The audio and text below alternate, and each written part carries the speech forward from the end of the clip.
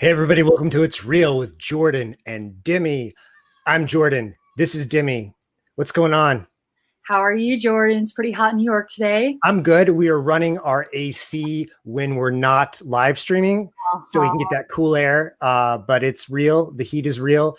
And we have a very special guest today. You may know her from winning her season on The Voice for Team Kelly Clarkson. Her new EP, based on a true story, is out now. There it is. Fire. Let's bring her out, ladies and gentlemen, Brynn Cartelli. What is going Hello. on? How are you guys? Great. We are great. This must be a really exciting time for you. Yes, it's been really crazy, and it's just been so exciting just to see all these songs that, mean so much to me, and I've been holding on for a while. They feel like my little babies, and now they do belong to me, but they belong to the world now, and it's such a weird feeling.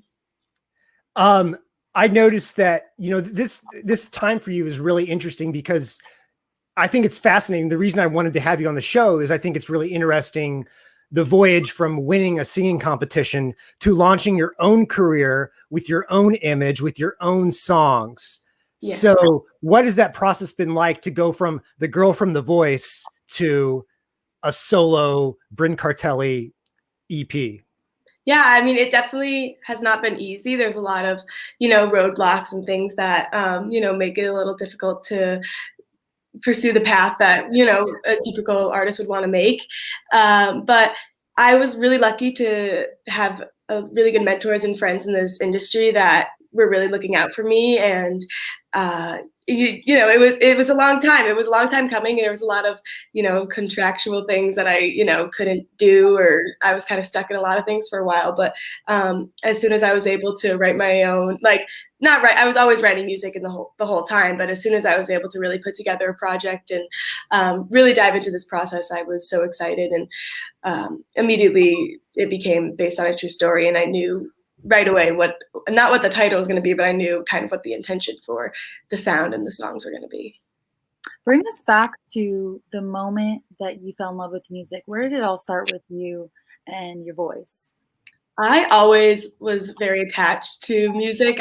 My mom was having me listen to classical artists when I was really young, and I loved it for some strange. I still do, but my family, nobody's really a musician or anything. They just really love music, and my dad is really into Pearl Jam and U2 and all things that I would at the time when I was younger consider to be dad rock, but I love now.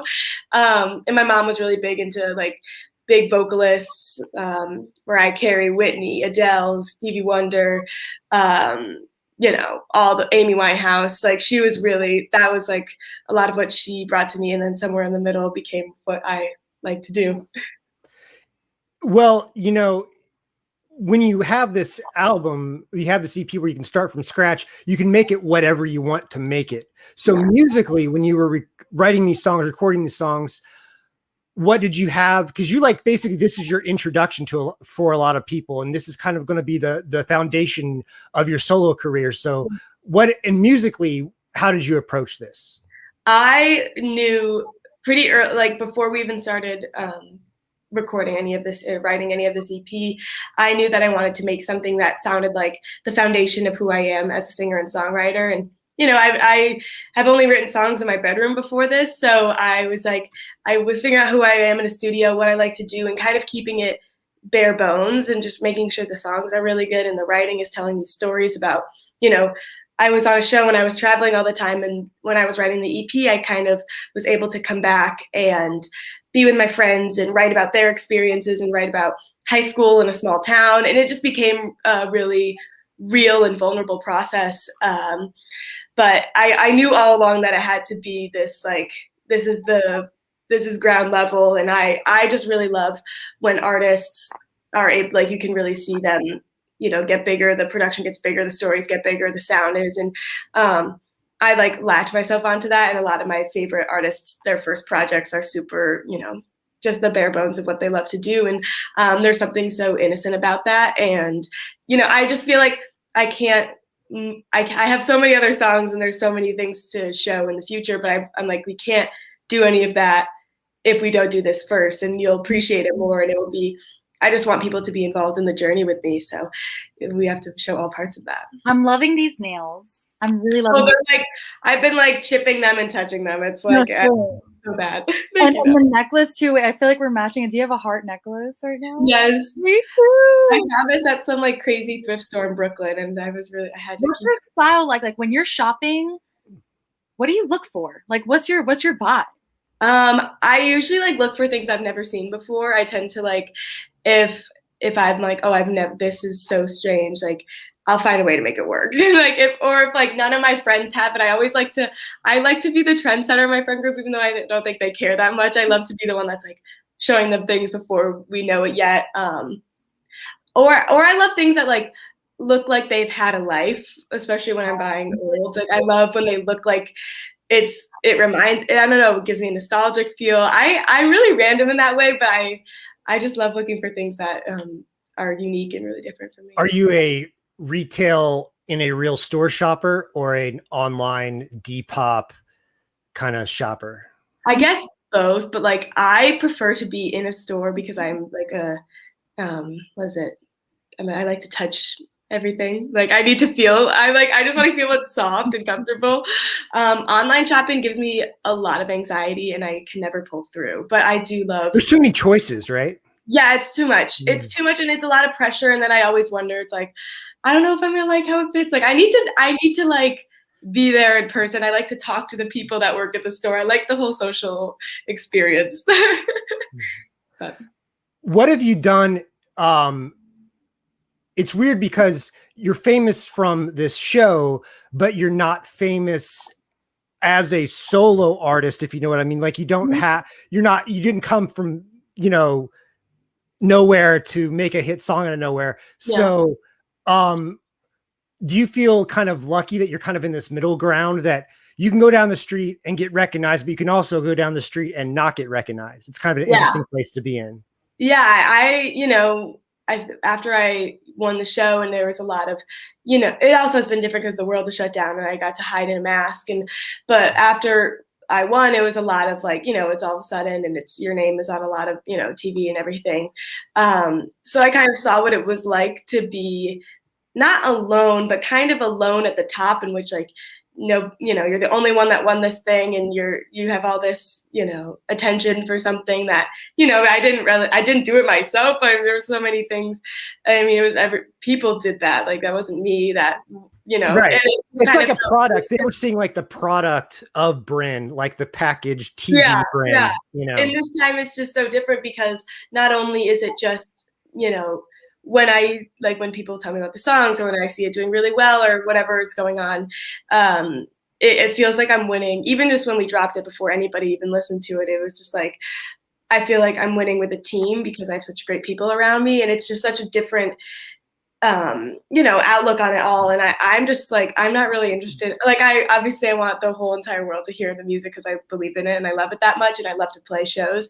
But the idea of fame is like, I'm always a very private person, like no matter what. And so I cherish that a lot in my life. And I just like to comment it in cryptic ways in my songs. So like the competition, were you ever like, at what point were you like, hey, what if I won this thing? Like it was like, I guess like when you move along and you get closer to the end, it's like only one person dropping a week. And I'm like, we just have to beat at least one. And so then I was like, I think I can maybe at least one. Just don't be the worst that week. I know, it's like I can't be the worst. And like, but the thing is, everybody's so talented, so it really is so easy to be the worst. But I was like, I can't.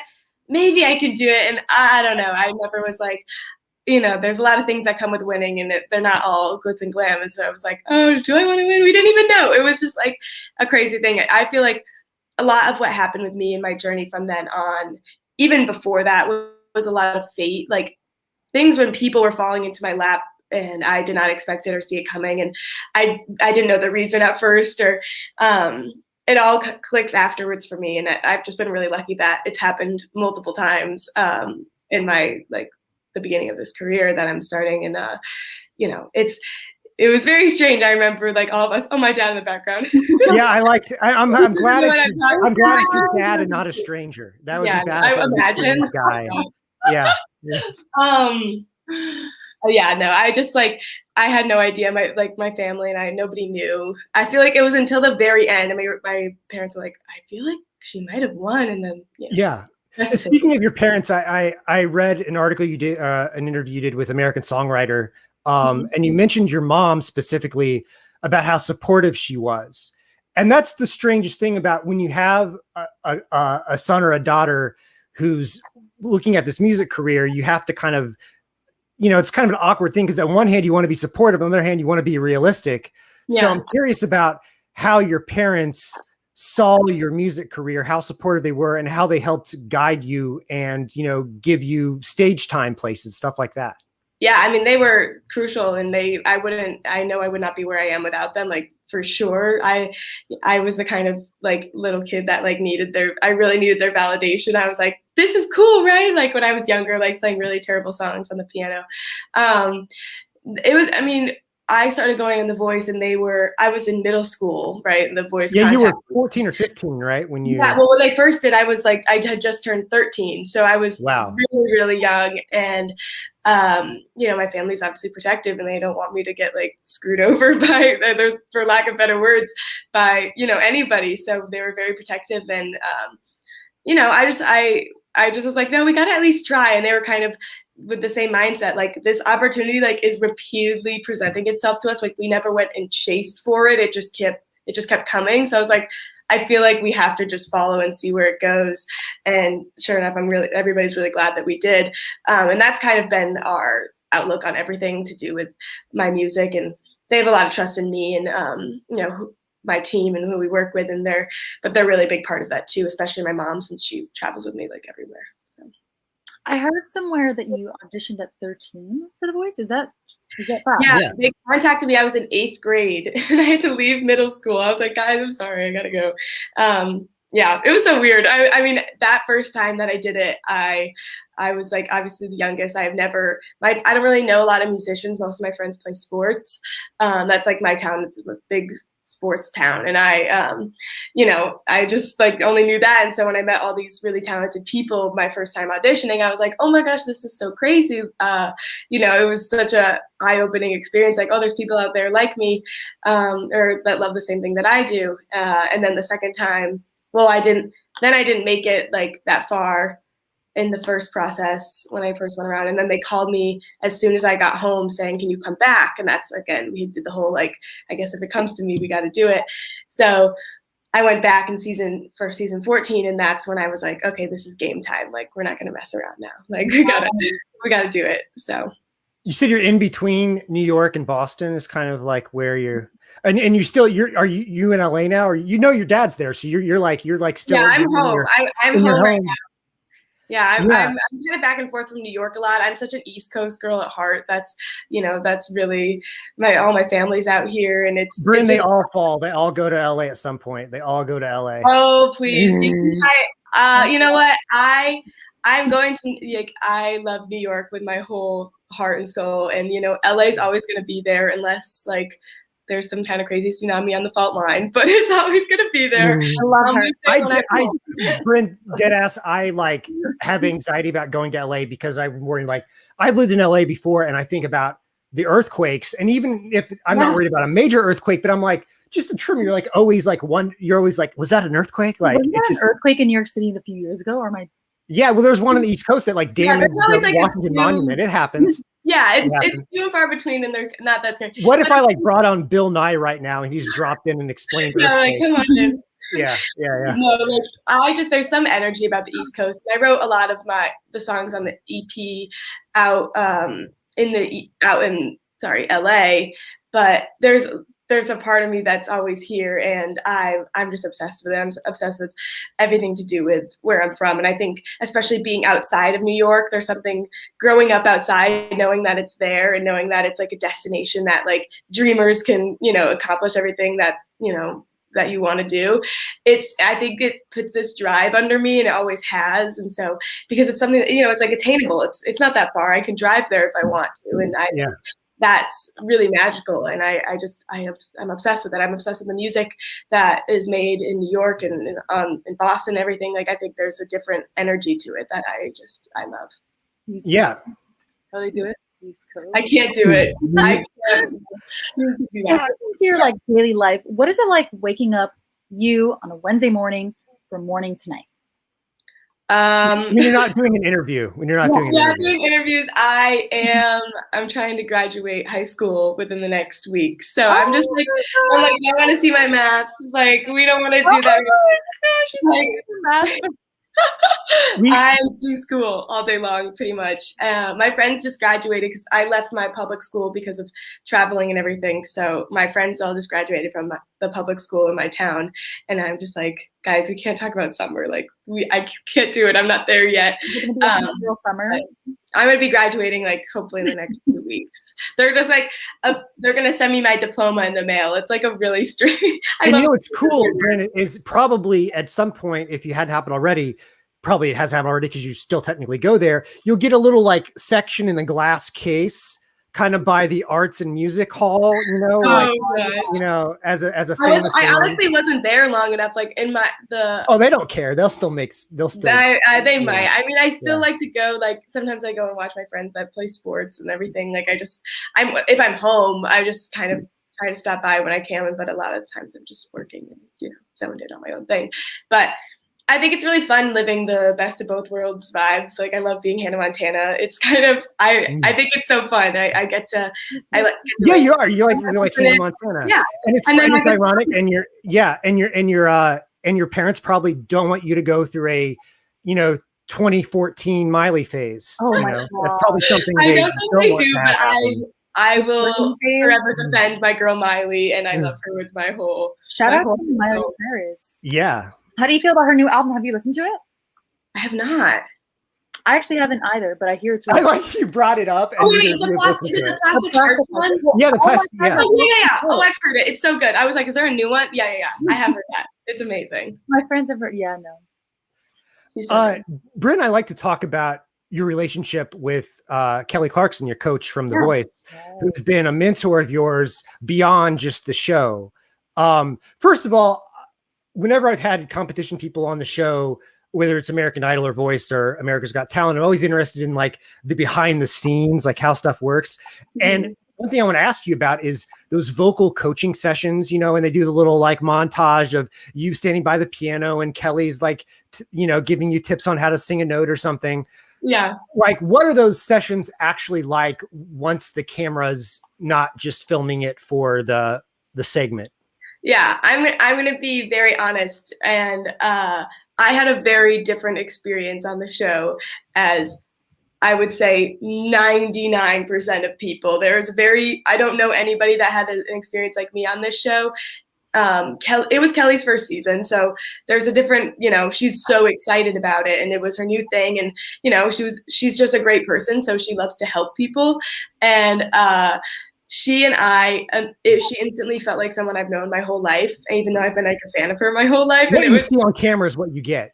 Yeah, she's really, really real, and we had a bond that was not normal. We were just like playing the show kind of like a game. We were like, what if we did this and this, and we'll bring in these people, and then we'll do this to bring in those.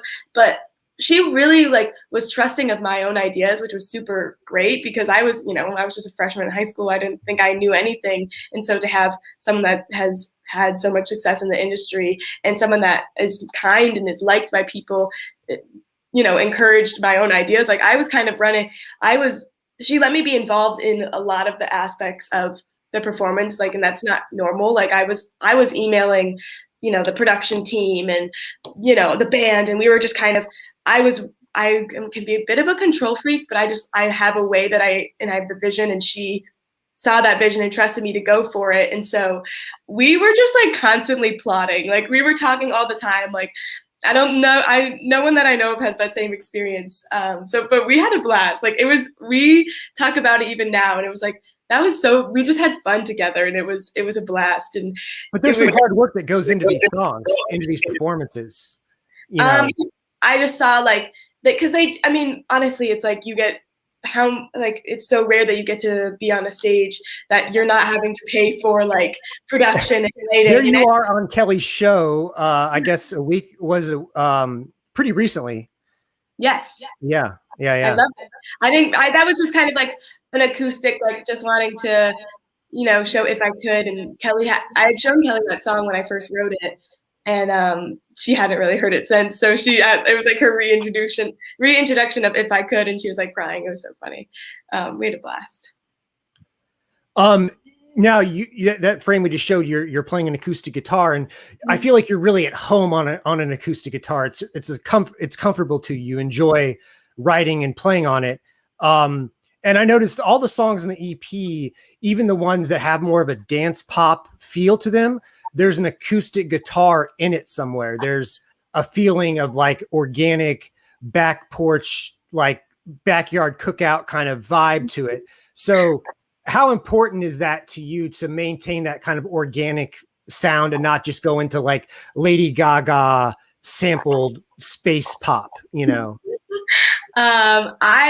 Like I said, I just kind of wanted it to be, because I have like so many inspirations of, I'm obsessed with Lady Gaga. I'm like, whatever, like I'm a little monster, ride until I die. Like, and I'm like really heavily inspired by Florence and the Machine and Coldplay and U2, Brian Eno, like all those sounds. I'm really obsessed with like, like 70s guitar sounds with like 80s drum beats. Like that's like my bread and butter. But I knew I was like, and I was talking to the label, and we were like, you have to do like this step one first, like so that we can really set it up and there's a place to go off from. And it wasn't really intentional with the acoustic guitars. I'm much more of a piano person anyway. My piano's like right there.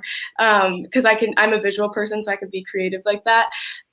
Guitar I actually really struggle with, but if it's simple, I can do it. That was such an assumption that I had. I hear the acoustic guitar, I see you in the acoustic guitar, and I'm like, you must be comfortable. And you're like, not as much as you think. In some settings I am. I do write some songs on guitar. A lot of times I write songs on piano and then like convert them to guitar depending on what the vibe is. But which do you prefer, the piano or guitar? Because there's both on this new EP. Yeah, I'm a piano girl. Like I will forever. I'm just a lot more comfortable. It's like it's my home. It's my happy place. I've been playing since I was like 5 years old, and I never had to be told to practice. It was always just like an escape for me. And there's just something about the piano that I'm just really obsessed with. But however, I didn't want Based on a True Story to be like just ballads. And I feel like it's when you're just doing something simple with piano, it's so easy for it to be only ballads. So I knew that we had to, offer some things up and, do what we had to do. And I'm a sucker for an acoustic guitar when it could be like played really beautifully, which is usually not by me. Let's talk about Based on a True Story. So freaking heartfelt. There's so many elements to this that felt really true to you. What was it like writing this album? It was a very reflective experience and truly insane, because I was just kind of trying to meet as many writers as possible. I was learning how to write with other people, and it's kind of just documenting that time in my life after the show where I'm trying to connect to my friends again and relive these high school experiences that I thought I had like long gone and I was going to lose. And talking about spirituality and my family and how I feel about love and all those kind of things. But it was definitely, it has made me such a better songwriter, and it has affirmed my love for that. And there's just a lot of truths that have come out of it. And even though most of it was written in 2019, the last song, Jane, was written just a couple months ago, and we just like wrapped it up right before we dropped the EP, and it was kind of just that missing piece we didn't know we needed. And I can't like describe it other than it's like a divine experience. And I just feel like a lot of the songs just like fall out of the sky into my lap, and I have to like grab them quick or else they're gonna go. And that's just like what it is. And I just had a blast doing it. And I was really doing like 2 weeks at home and like 3 weeks away for a solid 7 months of my life, so that I could like do the most I could while I was home and like talk to all my friends and like, dive into what they're doing and how their like boyfriends, girlfriends, everything's going. And then I would just write about it. Do you find that your friends think it's really, how have your friends, the ones you've known since you were 5 years old, how they reacted to your success? I mean, how do you still maintain contact? You still have the same relationships you had? Yeah, it was really hard. I mean, we were all freshmen in high school when I was on the show, and I think that's just a really hard time. It's really weird to like, nobody's like reaching out to people that it's just like a strange, you're still kind of like feeling the disgustingness from middle school, and it's just like a weird time in your life, especially then when your friend is like on TV. So there's a while where it was pretty isolating, and that's why I just didn't like the idea of winning alone, and that's why I don't want to do that again. Like I love the idea of having amazing collaborators around me so we can be winning together, and it just feels so much better. And then I went touring with Kelly, and it was just like I was really secluded from my friends, and so I made a promise to myself at the end of that tour that I wanted to remember what it felt like to be 16 again at the time. So then that's what Based on a True Story was that promise to myself and having it actually happen. And then I was, I just wanted it to be authentic, and I knew I had it in me. I was just having to like play pretend of being like a very old 16-year-old. So I was like kind of over it. I was like, this feels phony for me. You mentioned the song Jane, and Demi likes that song. We were talking about it before you came on. It's really different. It's really a departure from the rest of the EP. It's slower. The instrumentation's a little different. So tell us about that song and where it came from. Yeah, I mean, the song, like I said, all those songs were written in 2019, and then, COVID happened in 2020, and I was writing, I'm kind of like always 5 steps ahead. So I'm always like writing things for the future. And I was doing a lot of that. And then, but it was also really hard to write in 2020 because there was so much going on, and what I had to say didn't feel important. And so I got really stuck for a while, was writing again, blah, blah, blah. And then January of 2021 came, and you see someone that you really love, that you kind of missed a chance on, you missed an opportunity on. I was kind of being a very stubborn person in 2020. I was like kind of locking myself away and not letting people that really love me into my life, and thought I was doing it to be strong. And I really thought I was like, oh no, I'm good. Like, you went through a breakup and you thought you were fine, and then you see them with somebody new, and you're like thinking, I kind of was just like reflecting on all these times you would like, I started like typing out text messages and then was like, delete, delete, delete, delete. Like, it was kind of just like reflecting on me being so many times throughout 2020 of like, want to hang out, like want to blah, blah, blah, blah, all these texts that I never sent, and all like the things I never said. And I was just like, I was like the most miserable and heartbroken I've ever been in my life. And it was so dramatic, and as it is, but that's what we love about it. And I had my mom sleep with me that night, and we were just kind of talking about it. And I was just like, man, I like, these are such fatal flaws. And this person I care about so much. And I swear to God, if I just miss my chance, I'm really going to hate myself forever. It was like, I was being all over the top. And then I imagine just my mom, we were just talking about like, I was just thinking about all the names that she almost named me, and she almost named me Jane. So that next morning I woke up, and the first thing I did, I literally like stumbled out of bed, came literally right there, and just started writing the song called Jane, all about all of that. And it was heartbreaking, and like, I just kept crying.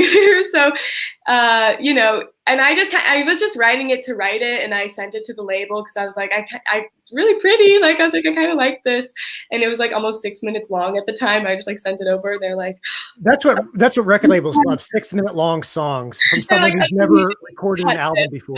Yeah, they're like, we need to cut it, but that needs to go on the EP. And I was like, oh shoot, like, I guess I get it. And it's so funny because now the whole EP is like this full circle thing, and it makes a lot of sense to me. So I love that song. Chevin Rodrigo asks, can you ask Brynn what her favorite song in hers is hard to read in her EP, and her favorite cover on social media?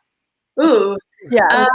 My favorite song on my EP, it always changes. They're all like my children. I guess because I was just thinking about Jane, that's probably my favorite right now, right at this second. But like, ask me in an hour and it could be something different. But cover on social media, like what I like to cover.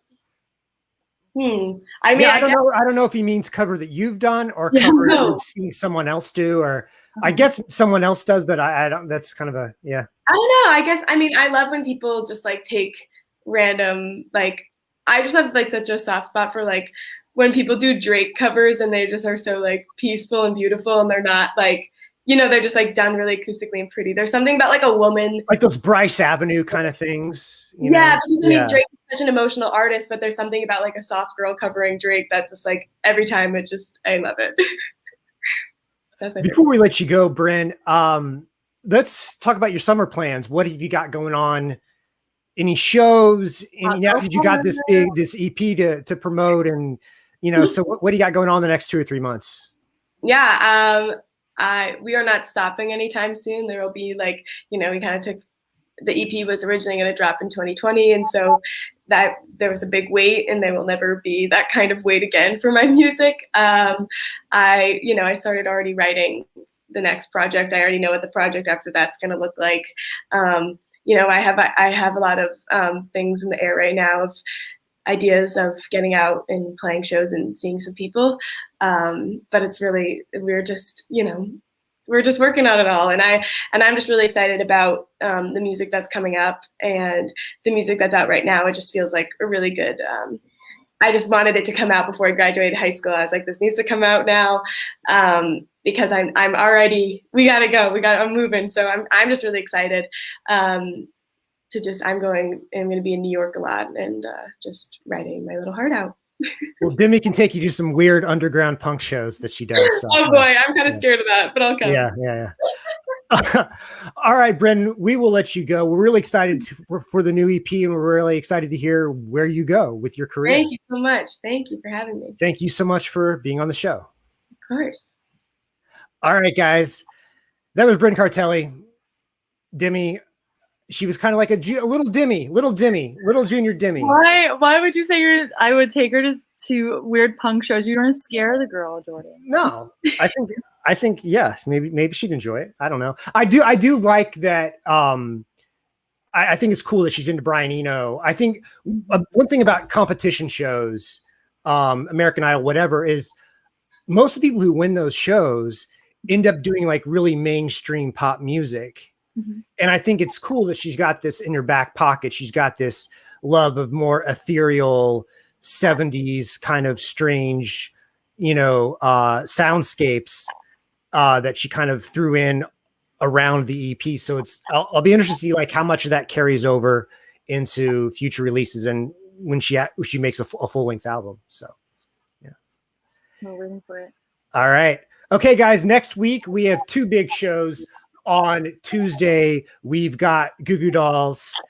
Really excited about that. And on Wednesday, we got Chris Gethard. So we got comedy and music next week. So until then, we will see you later.